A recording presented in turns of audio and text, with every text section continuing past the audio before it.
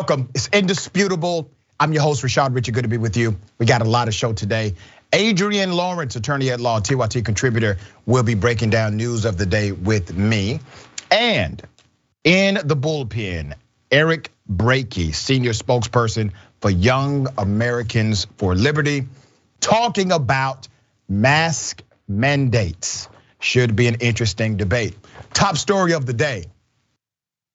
A cop decides to falsify at least 30 traffic stops that never happened. Falsified all of it from top to bottom. Let's put up a picture of this former police officer. Former police officer arrested last week, created more than 30 fake traffic violations over the span of about 4 months. Remember, he did this in a span of 4 months, according to the warrant for his arrest. His name is Edgar Gonzalez, 31 years of age, of Stamford.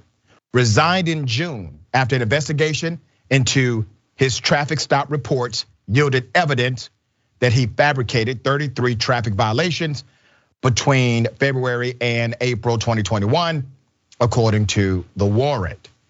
Mr. Gonzalez, a Stamford resident, was charged last week with 5 counts of third-degree computer crime and 5 counts of second-degree forgery, according to the state judicial database. Officer Gonzalez, who was a 5-year veteran of the department's patrol division, has been released after posting a $100,000 bond.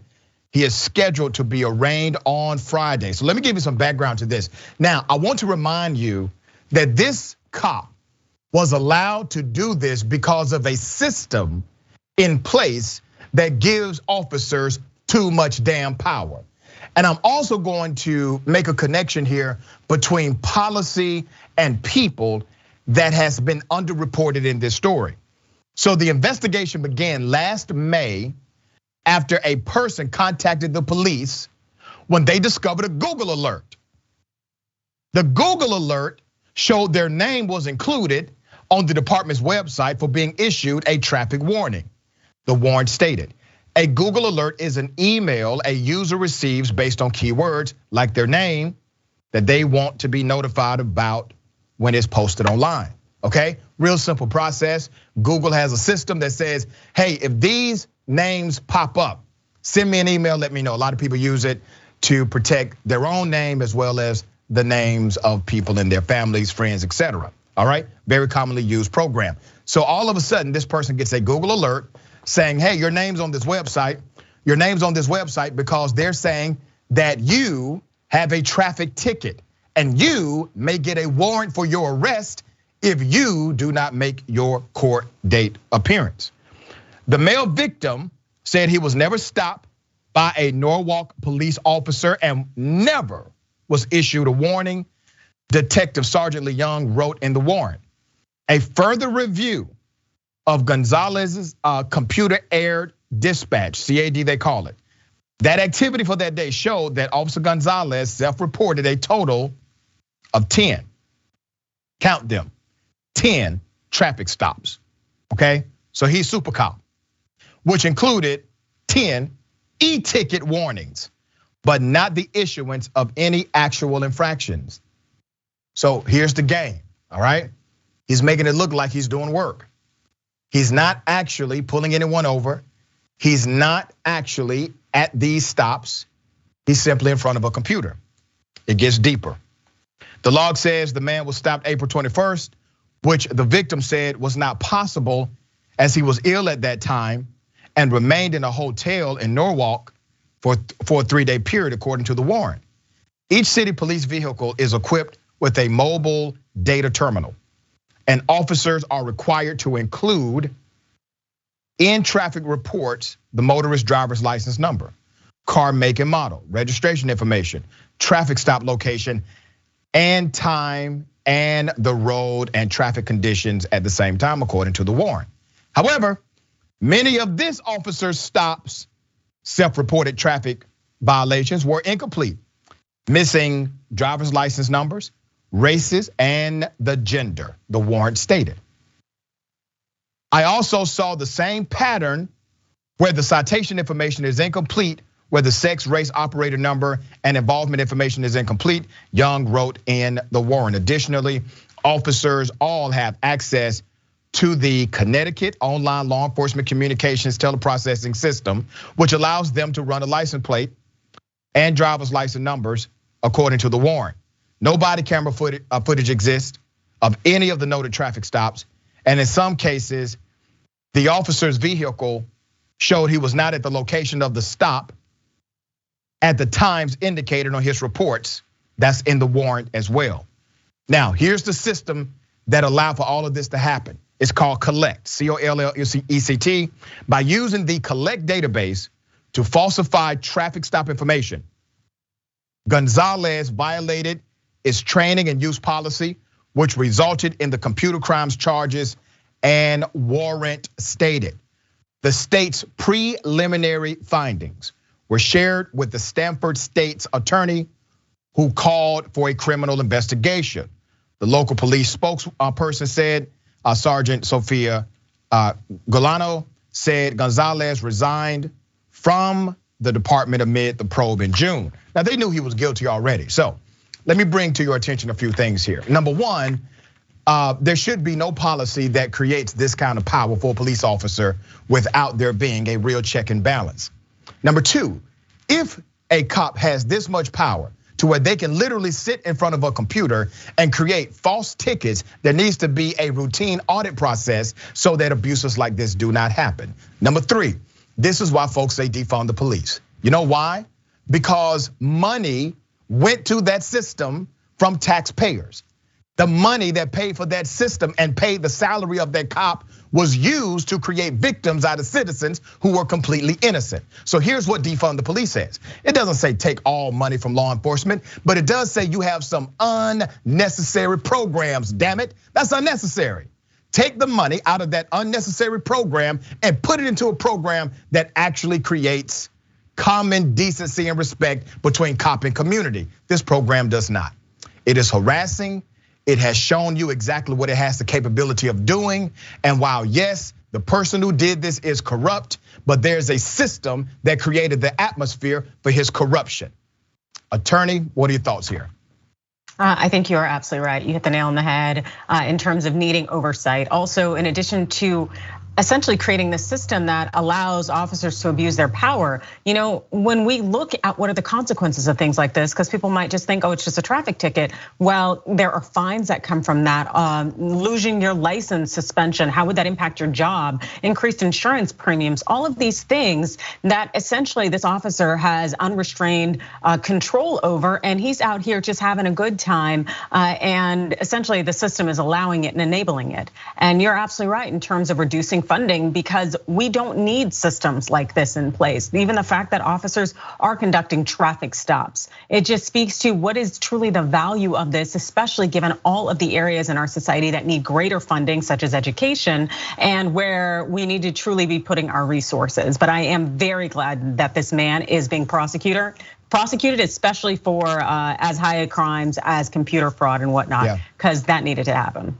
Yeah, and when you look at municipalities, you know this, Adrienne, municipalities are allowed to do so many things that really would violate the conscience of a human being. They can have quotas, they can have grants or grant money based on contact with community, meaning you gotta have a certain number of pullovers per hour in order to get grant money. That's insane. That has nothing to do with justice.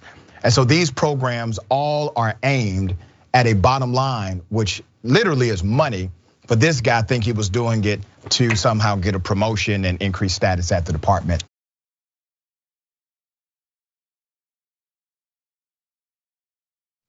Those guys, those murderers, those killers are on trial again. Now, the federal murder hate crimes charge.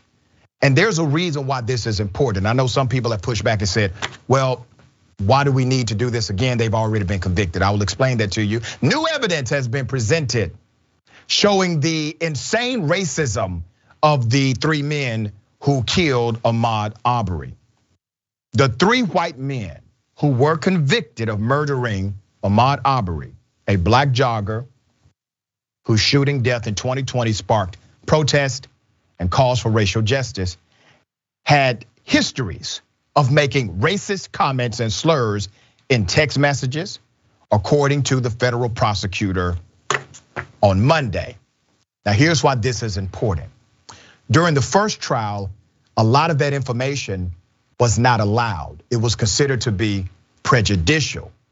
The probative value was there, but the prejudicial value was too much. However, in a case like this, when you are literally proving that the entire reason they killed Ahmaud Arbery was because of their racism or their hate of an immutable quality, that then becomes presented evidence in the case. So new evidence has now been presented. Bernstein said there will be testimony that Greg McMichael, a former police officer and district attorney's office investigator, ranted about black people being nothing but trouble and posted memes on social media that supported it, suggesting that it's better to have a loaded gun than to call the police. Okay, that's important because that's exactly what they did here. They took justice, as they called it, into their own hands, but it was in fact criminal. Additionally, the prosecutor said the third defendant, remember this guy, William Roddy Bryan, who was recording the entire matter because they were going to use the recording as kicks later, had also used the N-word and other slurs. In one instance, after learning his daughter was dating a black man, she said Bryan commented that his daughter has her an N-word now. That's according to the Associated Press. All right, let's put up their pictures. All three of these monsters, look at them. They represent a larger demographic in this country.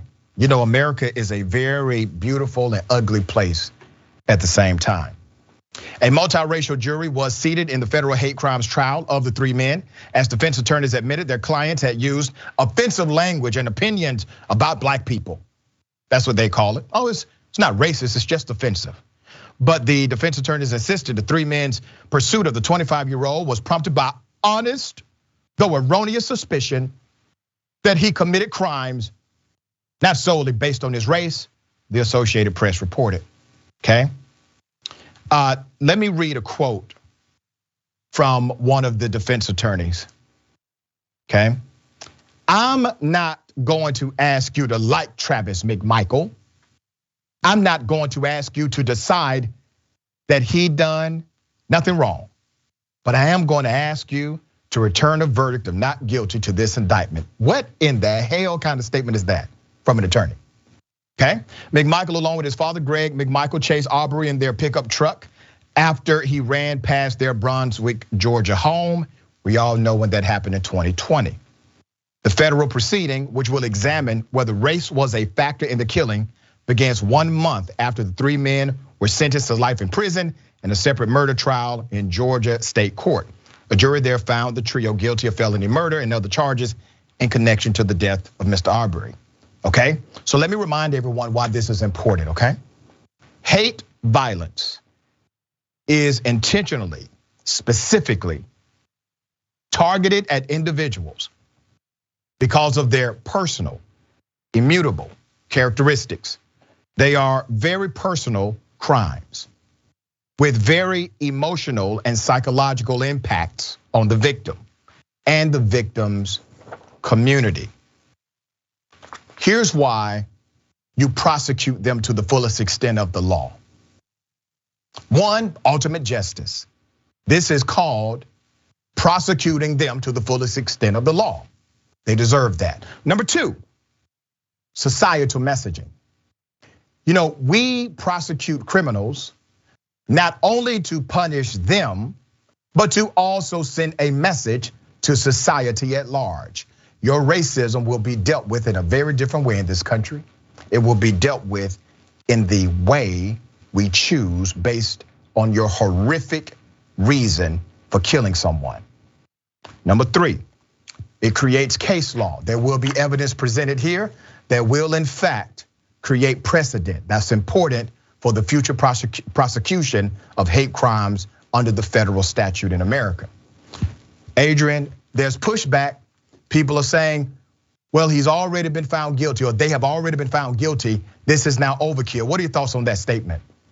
Oh, I don't think this is overkill whatsoever, because if they're serving their life sentences or 30-year sentences in Brian's case with the possibility of parole, you know what? It just speaks to the fact that at least one of them could be out in 30 years, which is an absolute possibility. And if they are enjoying a life of luxury in federal prison as opposed to going to Georgia State prison, they're also going to essentially have a nicer time. And that was something that the Arbery family was not okay with. They weren't okay with them taking and accepting a plea deal that would essentially let them stay in federal court and potentially just give them more opportunity to enjoy the rest of their life as opposed to actually suffering consequences.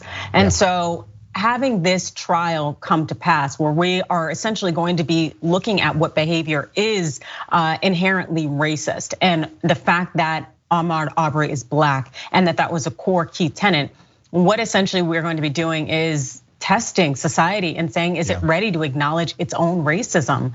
Because that is what I think that the defendants are hoping, that society is willing to say, that even if we do use the N-word liberally, or even if we're just trying to quote unquote protect our neighborhood, that doesn't mean you're racist. And so that's why they're out here gambling, hoping that that jury will not convict them. Yeah, it's going to be interesting to see. We all know that if a young white male was jogging through that community, this would not have happened to him. Obviously, the catalyst was the race of this individual who is now dead, Mr. Ahmaud Arbery. Okay, racist white people are saying that their patience is running out. Let's put up the picture. This is in Boston. They are holding up a sign saying white patience has limits, okay? This is on an overpass, all right? A highway overpass. I have not heard local Boston media talk about this, so we are. The signs read, white patience has limits. It's speculated that the group involved is the Nationalist Club. I will give you some information about that. Described by the Anti-Defamation League as a neo-Nazi group. With small regional chapters in the United States and abroad. They typically try to hide who they are because they are in fact cowards, all right? Let's put up this other picture of this group. On January 22nd, the group protested in front of a women's hospital in Boston holding a bed sheet with Black lettering reading, B&W Hospital kills whites. And then they passed out this flyer, condemning by name 2 doctors associated with the hospital and Harvard Medical School who have been working with Mass General to establish greater equity in healthcare for non-white communities. What does their flyer say? No anti-white policies in hospitals. Anti-white? According to the Counter Extremism Project, NSC members have stockpiled weapons, undergone physical training for future confrontations, and other chapters of the group have violent histories. In September of 2020, German police raided multiple homes, including that of an NSC member, and seized weapons and Nazi paraphernalia. On January 6, 2021, NSC members posted pictures of the NSC paraphernalia on Telegram, claiming that they were taken at a protest at the Capitol building in Washington, D.C. in July of 2020.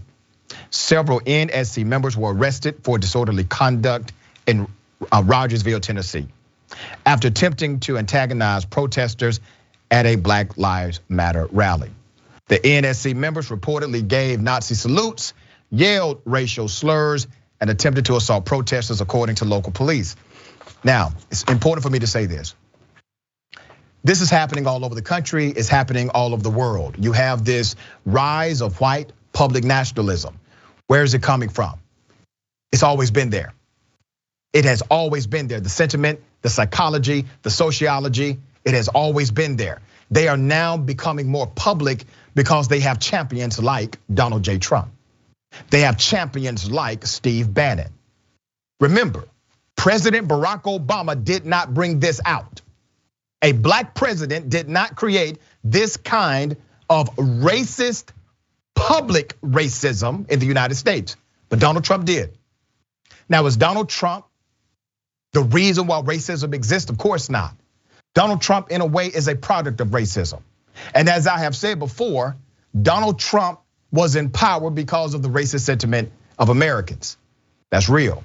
This is why I question anyone who tells me they are a black Trump supporter. I question that. I wonder why. Adrienne, thoughts?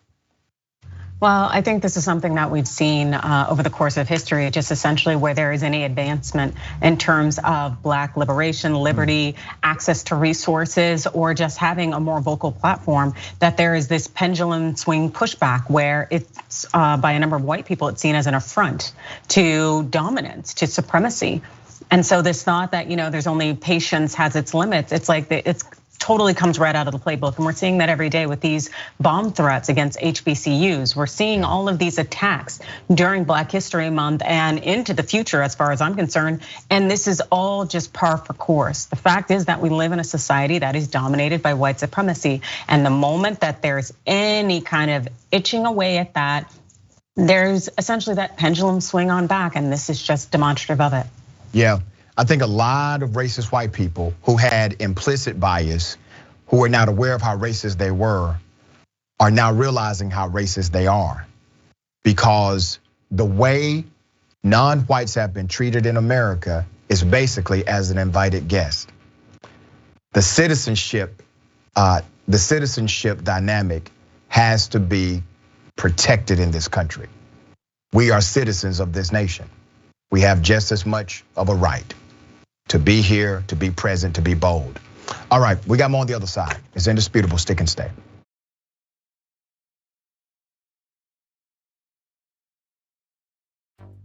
All right, welcome back. We got a lot of show left. Let me go to some of these comments. Before I get to the comments, just a big reminder, every day, the watch list, an amazing show. J.R. Jackson, live weekdays, 12 p.m. Eastern time, 9 a.m. Pacific time. Find out what stories you should be paying attention to in news, politics, culture, current events, sports, and more. This is a new 10-week test series on TYT. Here's how you can support. Real simple. Make sure you watch live, number one. Also, subscribe and follow at youtube.com/watchlistTYT and facebook.com/watchlistTYT. Here at TYT, we spent more than 20 years building a progressive change machine, and we kept a good record of it. The impact on policy, candidates, issues, and more. With support and engagement from the TYT community, we set out to make change happen. You are part of that change, all right? Make sure you go and find out everything we've achieved. Not everything, but a lot of things, okay? Real simple, TYT.com/impacts, TYT.com/impacts. TYT on TCL. If you have an Android TV, watch TYT on TCL. When you turn on your TCL TV, click TCL channel. That's the button on the remote control. TCL channel icon on the TV launcher. Then scroll to the live tab and click the TYT logo. If you have a Roku TV, watch TYT on TCL by turning on your TCL TV, slide down from the home page and click the TCL channel icon, then scroll to live and click the TYT logo, okay? All right. Mika see the silver-haired dragon. Since the bullpen will be about mask mandates, I'll get a box of tissues ready for the whining and crying to come. Yeah. Shikata Ganai Beer, a dragon says, how lame a cop do you have to be to fake traffic stops? Yeah. I am shocked. I wonder how much overtime this cop received while faking traffic stops parked behind Target. What's crazy is that's probably exactly how we did it, by the way. All right, next TYT reporter. Be careful, better be careful. All those white snowflakes on that freeway might cause an accident. Yeah. Dark Angel 3. Proud Bostonian here, historically a progressive, groundbreaking state, but some massholes are also quite racist. Check the bus stories from 1974. Rhino Locke, my patience is running out with these people. This is not representative of Boston as a whole. We don't want these people here. All right, ladies and gentlemen, I wish a Karen would.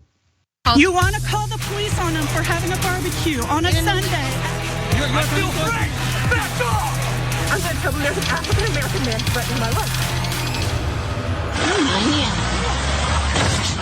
Oh, I'm so sorry, Emma. I'm so sorry. You idiot. You are. Can you better call the police? Are you shut them all down?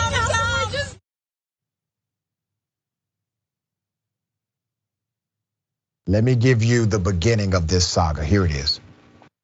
What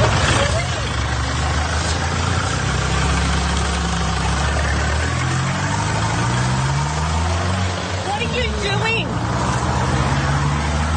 What are you doing? You bogan slut. Get the out of Canberra, go get a job, and find something better to do with your Done. What have you done? Can I please have your license? Honey, you just reversed into me. I have. Sorry, we're at a traffic light and you can say whatever you want, and you can put whatever you want, sweetheart. The media doesn't care about you. I'm not talking to the media.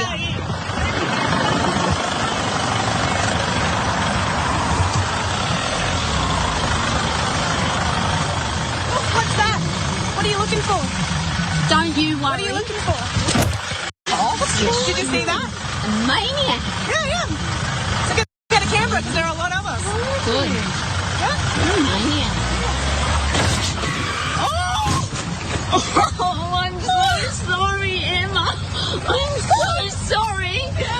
You idiot. You are. Can you better call the police? Are you shut them all down? Consequences and repercussions. This was instant karma on that Karen. The individuals who were filming, who were recording this, I feel bad for them because obviously this is a nuisance for them as well. But here's what happened. They're at a traffic light. Karen hits their car from behind. They get out. They are wondering, hey, what are you doing? Because it looks as if the Karen is trying to leave. They start recording, the Karen gets upset.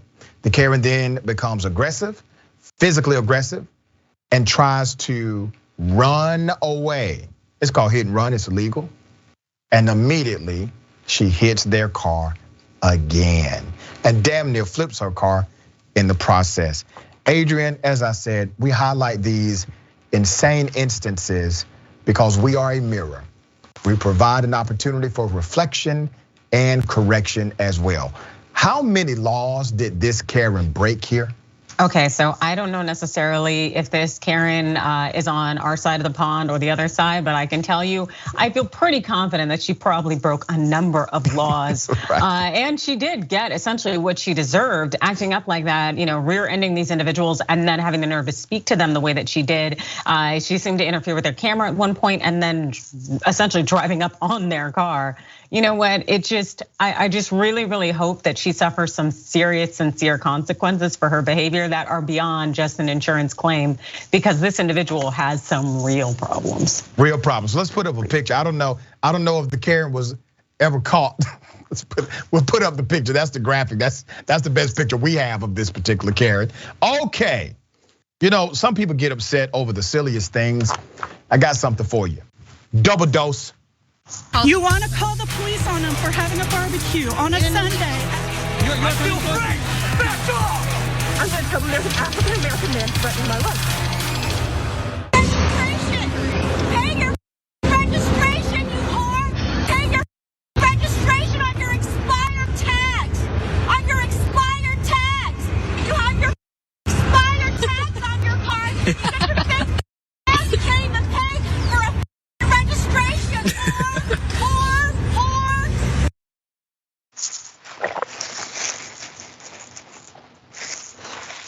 I mean, Karen must work at the DMV. I mean, who gets that upset if your registration is not up to date? And I will say this in full transparency.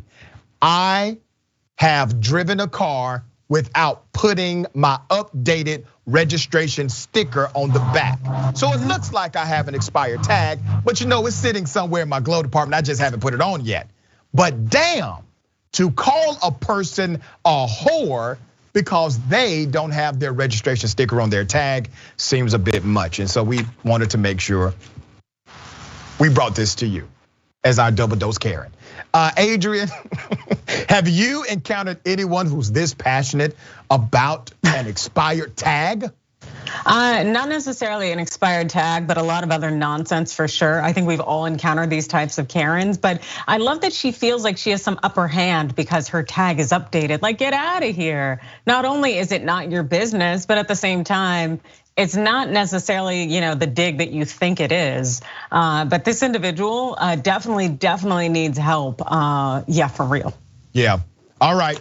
We got more. It's indisputable. Stick and stay.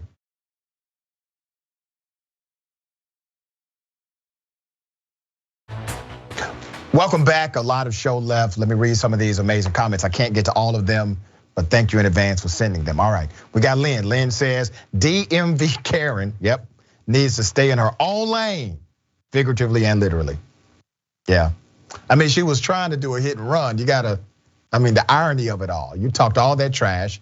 You've already committed a crime. You try to leave the scene of the crime you committed, and then you do another crime in the process of trying to leave that crime. I wonder what does she say, like being flipped over and unable to move. Okay, Jessica says, I've never even thought to look at someone else's registration or inspection stickers. What a weird thing to care about. But that is so damn true. Like out of all, let me tell you this. I want to get to a place in my life where that is at the top of my agenda. If I can get to a place in my life where that is important to me, I'm living a great life, okay? I'm living a remarkable life when I can say, you know what? The most pressing thing in my life is your expired registration. Must be nice, Karen. Mitchell Evans, wow, she just bought them a new car and some. Car registration Karen, barely funky says, DMV Karen. That's right. Agnostic Sister says, I wait until the last possible moment to pay my registration. That sticker is most likely in the mail with mine. I do the same. I'm so guilty of it. All right. This is a person we've highlighted before, a serial Karen actually, all right? This guy is Ethan Smith. Let's take you to the first video, here it is. All right, guys, so this is one of the Afghan refugees that was, that's one of the Afghan refugees that was imported here, and they're staying at the hotel right down the road. So I'm gonna go and talk to him. I got some questions. So you're from Afghanistan? Are you staying at the hotel? You're not? Why you picture? Well, I just want to. Your video. Well, you're staying at the hotel, aren't you? You know video. Well, it doesn't matter. I can film you. It doesn't matter. Why you? I can film you. I just got a question. So like, you're staying at the hotel, obviously, right? Me? Yeah. No. Where do you live? I have rent. I have my kids, 3 kids. Oh, you're not staying at the hotel? No.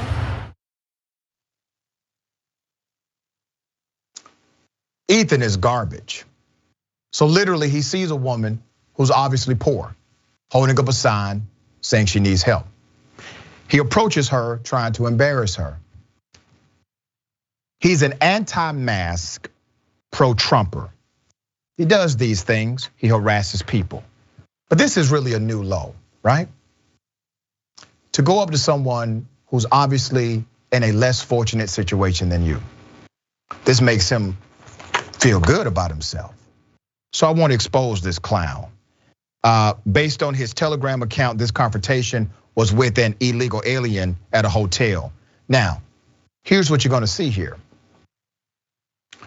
The woman is Romanian, but the reality is it doesn't matter. No human being is illegal whatsoever. Here's the next video. No filmers. Okay, well, I can legally film, so. Because they were telling me that a lot of the people that were staying at the hotel, they're out here panhandling. So. No, I am from Romania. Romania? Yes. Okay, cool. Do you know anybody that's staying at the hotel? Or? No? Okay. Why? I'm just. No picture. Why you picture? I'm just trying to document. I'm a journalist. No, journalist? Yeah, journalist. You're a journalist. Yeah. You're legitimacy. All right. So I don't know if she's lying or what, guys, but yeah, I know. I got info that they're panhandling out here. So it looks like she could be like a refugee that's staying at the hotel, and I'm sure they're probably told to lie. So who knows? Who knows if she's telling the truth or not? You're the one lying here, pube face. That's what they call you online, pube face. I like that name better than Ethan. Pube face. Pube face is not a journalist. He just harasses people. Here's the next video. That looks like hotel supplies. Those look like supplies from the hotel. Are you lying? Are you lying? I'm not lying. You lying. Yes? You lying so much. It's people that think they just can come to our country and just tell us what to do. Unbelievable. She's from Romania, apparently. I'm sure she's staying at the hotel, 100%. I think they can just come here and just tell me not to film in public. It's pathetic, man. It's pathetic. Now you're pathetic, pube face. Now here's the reality. This individual is bigoted. He's a COVID hoaxer, all right? Has been banned from regular social media platforms. So now he spews his nonsense via Telegram. We have covered this guy before. He has been on one of my famous I Wish You Karen Would segments because he's an ultimate Karen, even though his name is pube face. Towards the end of last month, he was actually banned from the Arizona Capitol after harassing House Minority Leader Reginald Bowden with a racial slur, referring to Bowden's mask as a slave muzzle. They kicked him out for that. According to Arizona law, statute 13-3019, photographing, videotaping, and filming digitally or recording, it is unlawful for any person to knowingly photograph, videotape, film, digitally record, or by any other means secretly view with or without a device another person without their person's consent. Remember, that person is not a public official, okay? However, the subsections of the statute seem to suggest that it would apply to situations dealing with harassment or sexual harassment. I do believe that situation was harassment, by the way.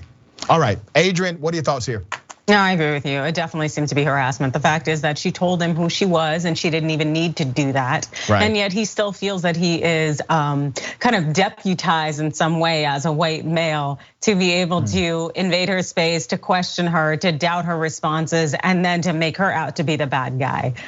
You're absolutely right about this person just being trouble, nonsense, and a reflection of this whole kind of almost unfortunate white male American imperialistic mindset and xenophobic behavior. And he's just an embarrassment. Pube face. Okay, all right. Teachers, come on. Damn, I'm trying to work with y'all, but y'all keep blowing it. Not all of you, but there is a certain group. Once again, a Black History Month lesson gone horribly wrong. A lesson about the 1800s where a teacher specifically told Black students, no, you can only draw pictures of Black people picking cotton and white people working machinery. Yeah, let me give you some background here. Indiana parents and students are beside themselves after their school district went too far during Black History Month. Let's put up the parents. They went on the local news, talked about this in detail. This occurred at Fall Creek Valley Middle School of Lawrence Township in Northeast Indianapolis. Parents Cindy and Raymond Clark, you see them there, spoke with the local news affiliate 13 WTHR, recounting the shock they had over the phone call from their daughter last week about an assignment. Here it is. According to the school district, students were told they could draw a picture showing different ways of life of northern and southern states back in the 1800s. But the Clarks said their daughter's teacher took it a step further, telling students to only draw a Black person picking cotton and a white person working with machinery.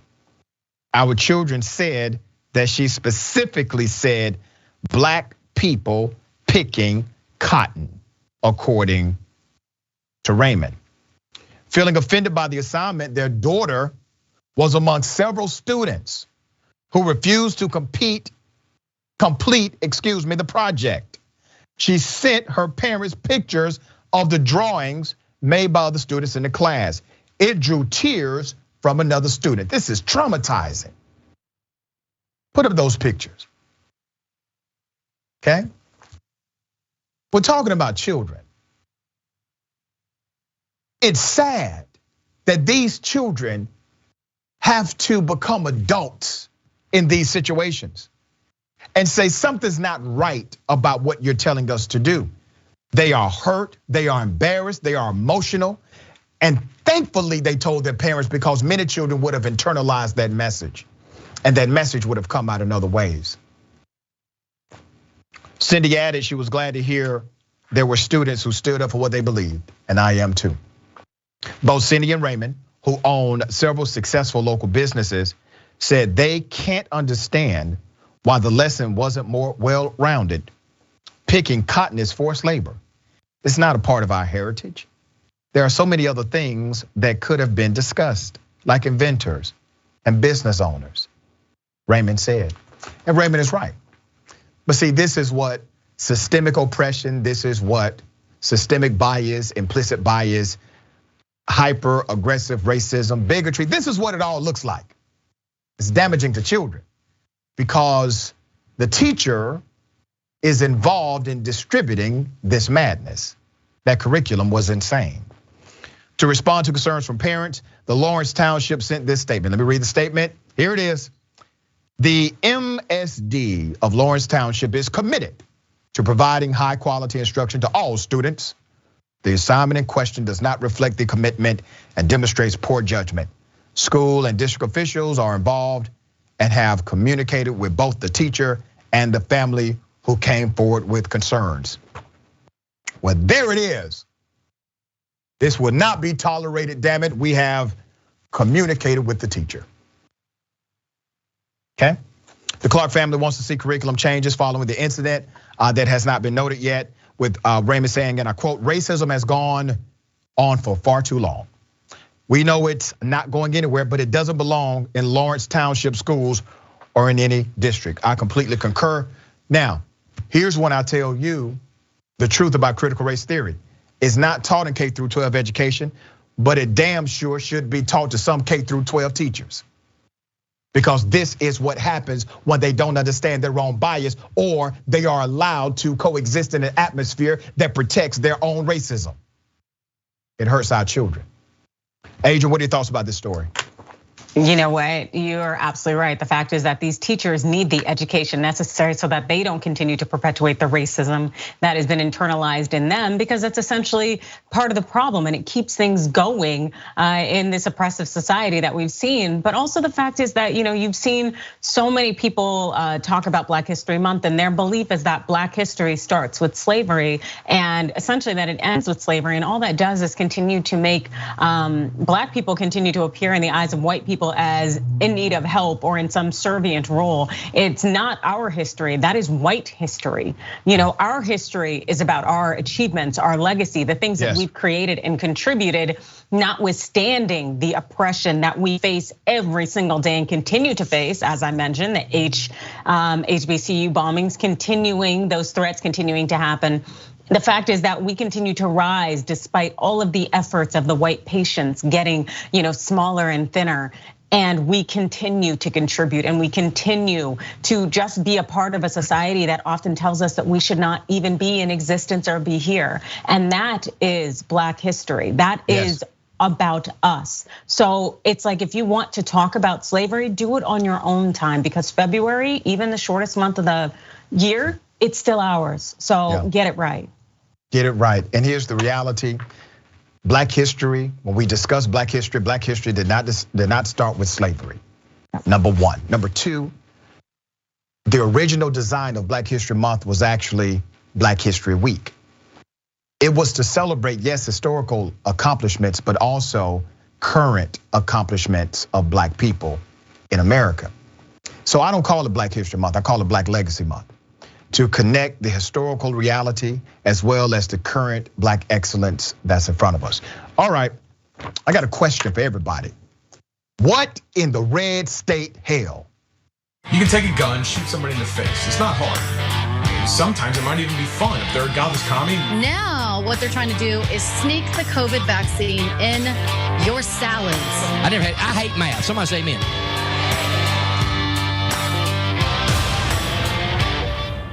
Even now in America, there are endless mandates, an intentional crippling of our economy, an invasion at our border, disrespect of our law enforcement, our soldiers, and our veterans, a failing public education system for our children, the all-out attack on our health, and the slaughter of our precious preborn children. Texas has never rolled over for anyone. Texas is a state of fighters. And in 2022, we definitely have a fight on our hands. You see, this is why Republican minority outreach is failing. Literally, they have a commercial with whips, horses, and guns. But they want black people to vote for them. Let me bring your attention to Bianca Gracia, who is Latina, and the co-founder of Latinos for Trump. All right, she's a Trumpite. She's a real Trumpite. And she also is telling us that if people don't vote for her, well, God will deal with them directly. Here it is. You know, today I just finished a interview with some pastors, and I told them, I said, straight up, I said, I'm only going to win if the church shows up. That's it. If you do not show up, then you will be held accountable, because I have been appointed and assigned for this position. And the God is testing you all. I don't have anything else to say to you other than that. So you're going to either have to show up and show out, or you're going to have to deal with the Lord. All right, I guess I'm going to be dealing with the Lord then, because I'm going to do everything in my power to make sure your ass never gets elected to anything, period. Okay, I don't know who your opponent is, but I will know all of your opponents, and I will probably give them money equally to make sure you never get in political office. I will deal with the consequences as they come. And I'm sure you believe in white Jesus, by the way, positive. So this is what we're dealing with. These individuals cannot get into public office, in my opinion. We should not elect them. Now, she said she's appointed and assigned. Great, perfect. Fortunately for us, the position has to be elected, okay? So that hasn't happened. All right, Adrienne, thoughts here? Yeah, I agree with you in terms of definitely, let's hope this woman is not elected in the office. Her thought that she is appointed and assigned by our Lord Jesus. Hey, maybe we all have a different Jesus, and I'm sure you have white Jesus. I'm gonna rock with baby Jesus, and he's got a melanin count, and that's cool. But it's like this individual, she needs to go somewhere, her and her whip. And her slave patrol in the background, okay? There you go. All right. Always a pleasure, Adrienne. I thank you every time. Tell people how they can follow you, check out your great work, get a copy of your book. All right, so you can check me out on Twitter at Adrienne Law, Instagram at Adrienne Lawrence. My book, Staying in the Game, the playbook for beating workplace sexual harassment, is on sale in the TYT store, so definitely check that out. Also, check me out on Rebel HQ. I've got my Overruled segment, and we're hitting views, so you are gonna wanna be in the know. Yeah, you gangster with them views. Good stuff. All right, thank you so much. We got more on the other side. It's indisputable. Stick and stay.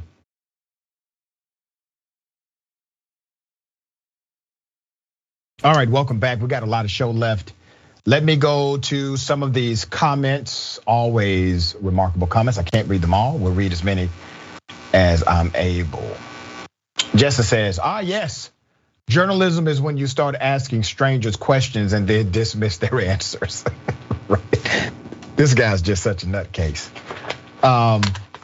Cray Souffle says, idiot Ethan looks like Wolverine's armpit.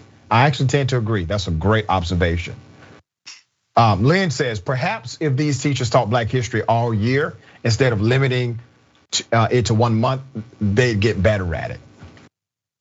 You think?